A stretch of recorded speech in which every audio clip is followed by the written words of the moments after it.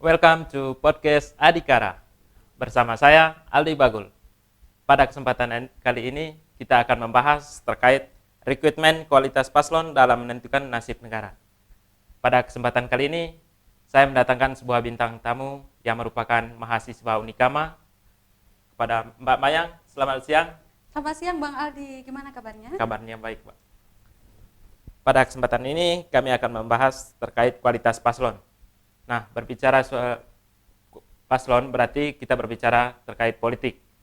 Politik adalah seni dan ilmu untuk meraih kekuasaan secara konstitusional dan non-konstitusional.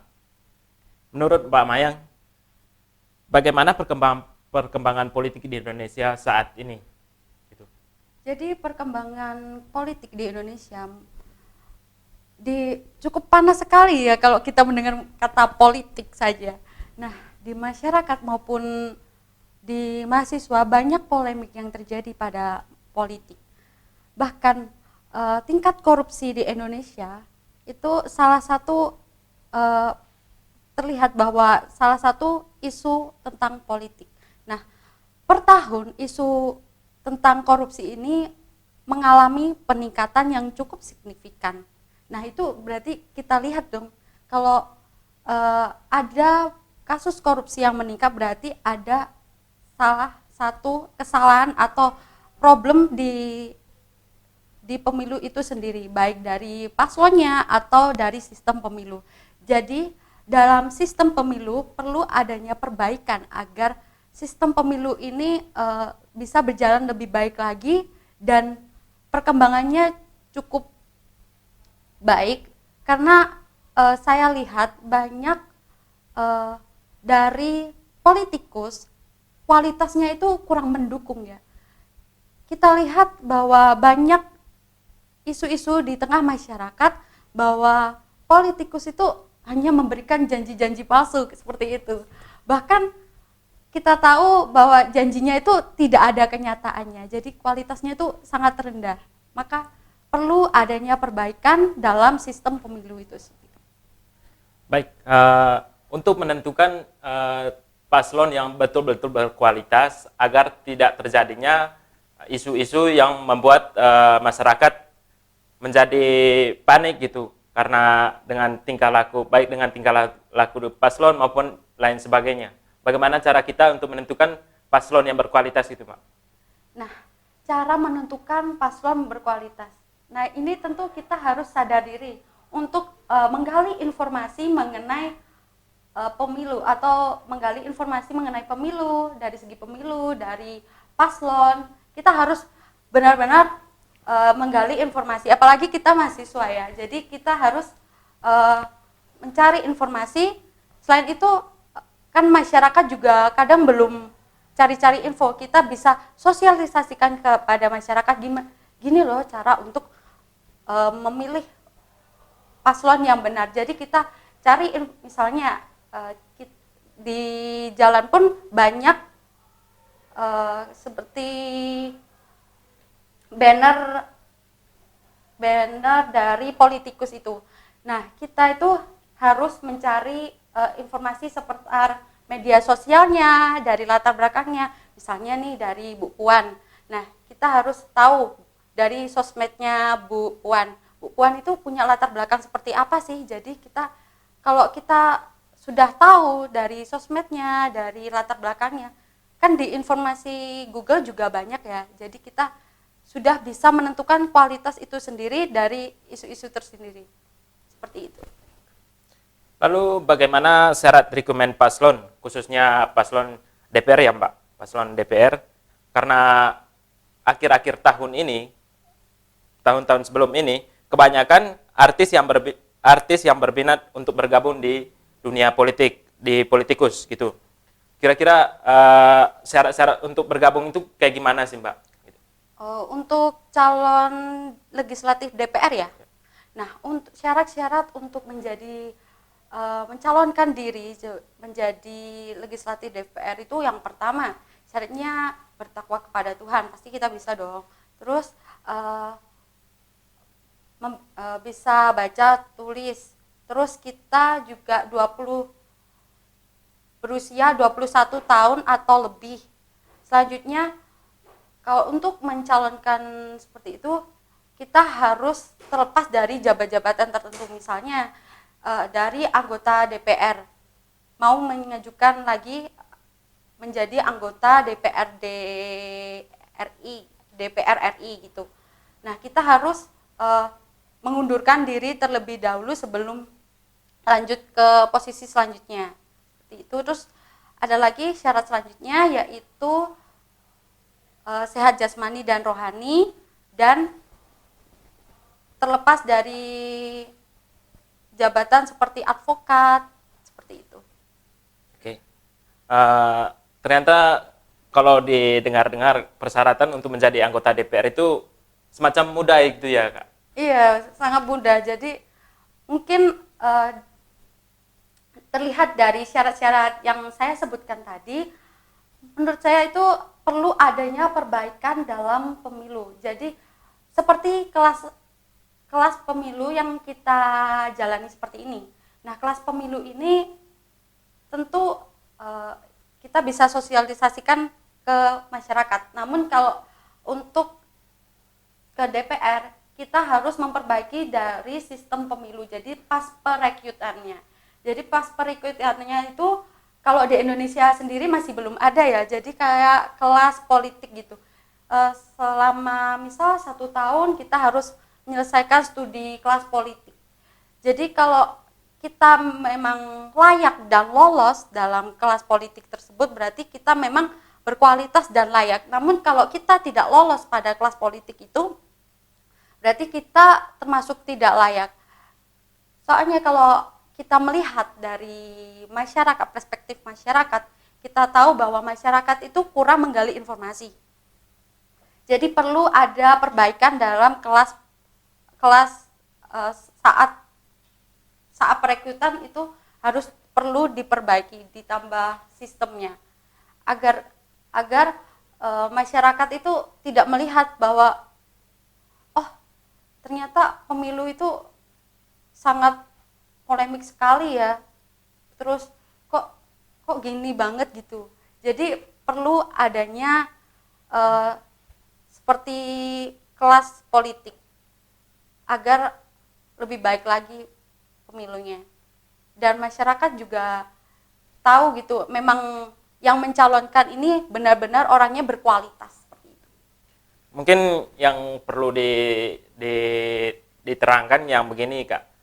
Apakah rekomen seperti ini harus persyaratannya harus seperti ini terus, atau perlu ada perubahan untuk tahun ke depannya gitu, biar ada perubahan gitu, atau harus tetap syarat-syaratnya seperti ini gitu?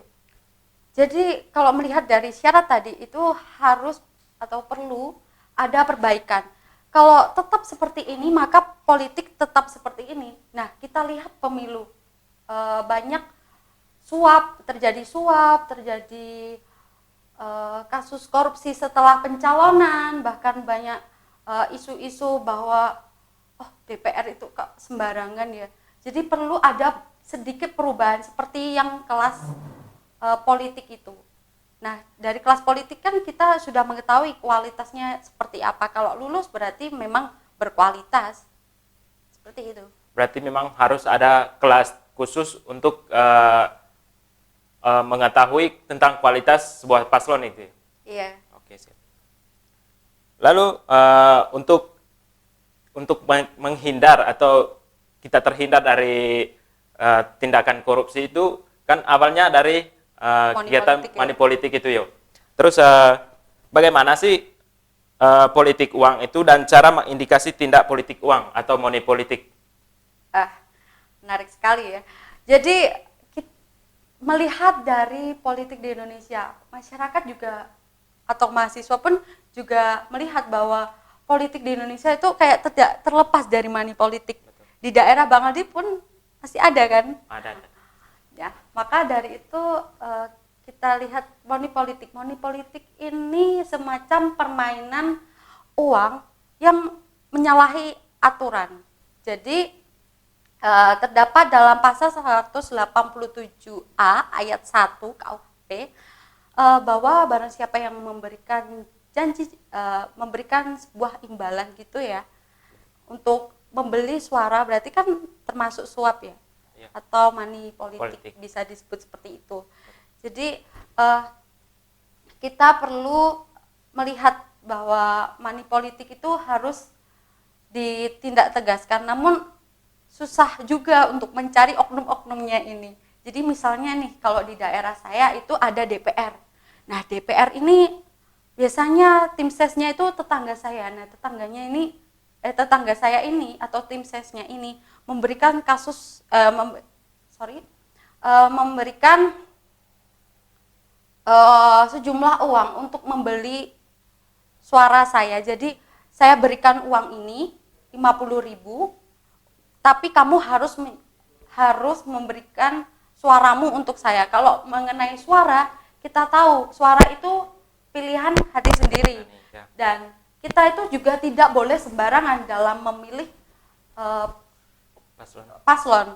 Karena kalau kita sembarangan, maka yang kena kena akibatnya itu kita sendiri, masyarakat, bahkan bisa jadi negara. Seperti korupsi itu termasuk dari akibat kita tidak menggali informasi, memilih sembarangan, akhirnya ternyata terpilih yang tidak sesuai, seperti itu. Oke, memang bicara politik uang atau money politik itu memang bukan hanya di misalnya Pulau Jawa, memang hampir setiap daerah itu memang setiap kali berbicara pemilu mesti atau memang kayak adat istiadat itu ya, money politik itu semacam diwariskan secara turun-temurun. Jadi tiap tahun atau setiap kali pemilu money politik selalu ada gitu ya, Mbak. Iya, sering ada. Jadi perlu adanya perbaikan dalam rekrutmen paslon yang akan mencalonkan. Dari situ kita bisa perbaiki, oh memang berkualitas, agar masyarakat pun tahu, oh ini ternyata berkualitas nih untuk menjadi politikus selanjutnya.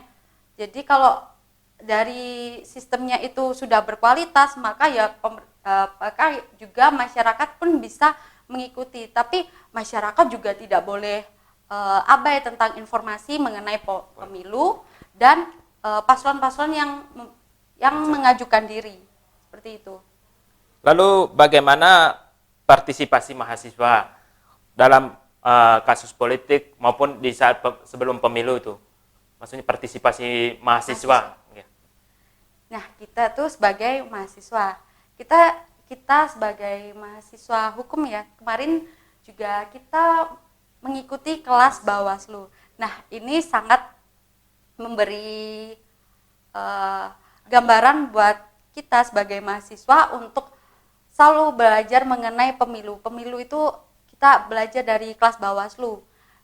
Sistem pemilu itu seperti ini, banyak polemik yang terjadi, dan kita bagaimana sih cara kita mengatasinya, kita sudah tahu caranya. Nah, selain itu kita bisa sosialisasikan dari kelas pemilu ini, kelas Bawaslu ini ke keluarga kita, ke masyarakat kita, agar masyarakat itu tahu. Soalnya kalau kita lihat ya, kita tuh kurang menggali informasi mengenai pemilu itu sendiri, paslon itu sendiri, dan kadang masyarakat pun juga kurang. Jadi karena itu kita juga perlu sedikit gerakan untuk membawa perubahan yang lebih besar lagi, seperti sosialisasi, seperti itu. Dan selain itu juga perlu loh untuk memperbaiki sistem pemilu seperti sejenis kelas politik, seperti itu, biar lebih baik lagi ya. Siap. Wah, menarik sekali diskusi siang ini. Mungkin hasil dari diskusi kali ini bisa memberikan gambaran terkait politik di Indonesia dan perlu adanya perbaikan terkait syarat-syarat untuk menjadi seorang paslon, terutama untuk menjadi anggota DPR, agar terhindar dari hal-hal yang tidak diinginkan nantinya seperti korupsi dan lain sebagainya. Saya Ali Bagul dari podcast Adikesma bersama Mbak Mayang. Akhir kata, sejatinya politik itu tidak busuk dan tidak kejam, tetapi kelakuan para politisi yang koruplah yang membuat politik menjadi busuk dan kejam. Sivas TV, inspirasi cerdas Bawaslu Kota Malang, sukses. Terima kasih.